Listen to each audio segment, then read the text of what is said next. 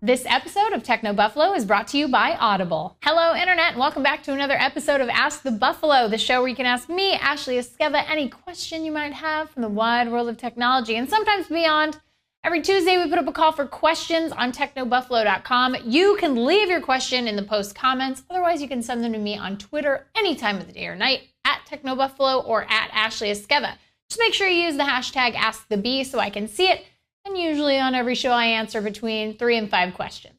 So let's get answering, because this is Ask the Buffalo.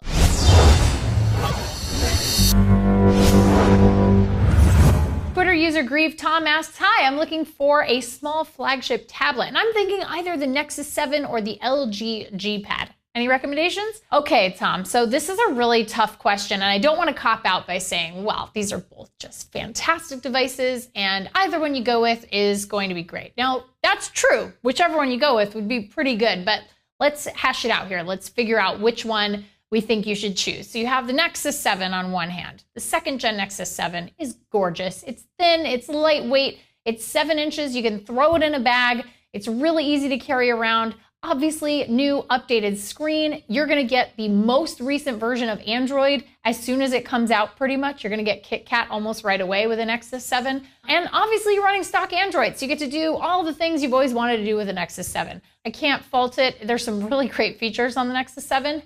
However, I got to use the LG G Pad over in Germany when I was there for IFA. It's really nice. I mean, they've got some great software features.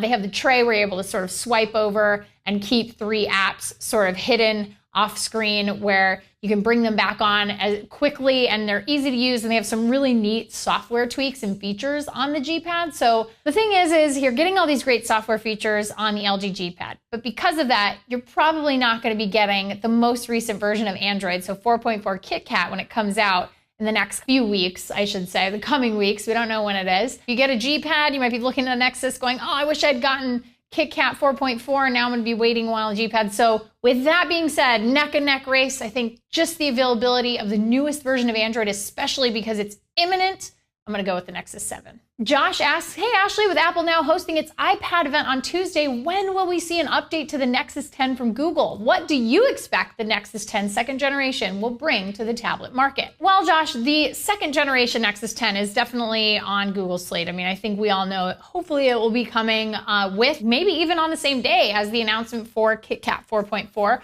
So I think it will ship with KitKat 4.4. It's a really nice device. The first gen, I was a little bit of a skeptic at first. I really loved the Nexus 7 as opposed to the Nexus 10 for first gen, but I think that this might be a really nice turnaround for Google in terms of making the design a little bit more streamlined, a little less bubbly on the corners. We may see more storage, either internally or even with an expandable storage slot, which obviously is really important to a lot of you guys out there. One of the things that people did not like about the original Nexus 10 was no cellular, no LTE. Hopefully, at this point, we'll see LTE on board for the Nexus 10 second gen, and then obviously it's going to have better specs. But at the end of the day, I definitely think that 10-inch tablets in general on Android are all really kind of offering the same thing. I think whatever, magical thing that the second gen Nexus 10 offers is going to be bundled in with KitKat.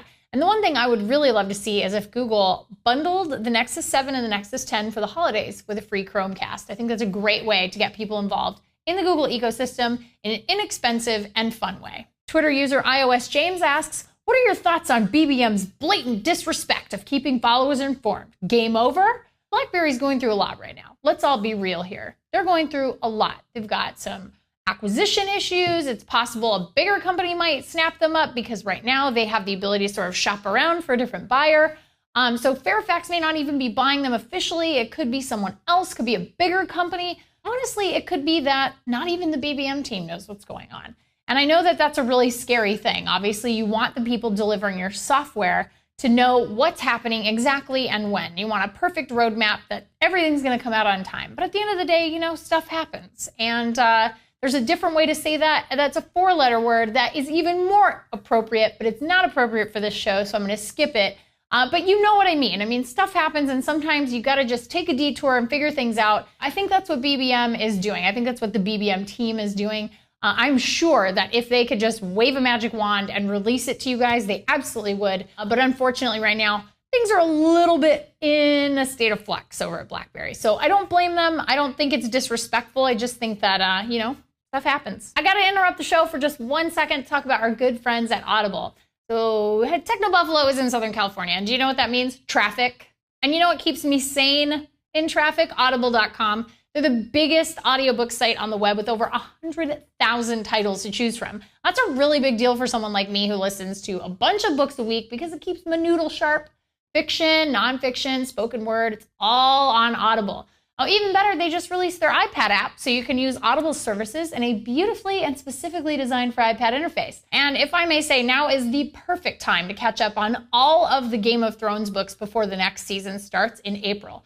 Seriously, you guys, I sit in a lot of traffic. You can get a free 30-day trial and a free audiobook from us if you go to audible.com/techno. Audible.com/techno. Get your free audiobook and your 30-day free trial today. That's it for this week's Ask the Buffalo. Thank you so much for watching. Please give the show a thumbs up. We really appreciate it. And make sure you check us out at technobuffalo.com for all the latest and greatest tech news. Till next week, I'm Ashley Esqueda. See you guys next time.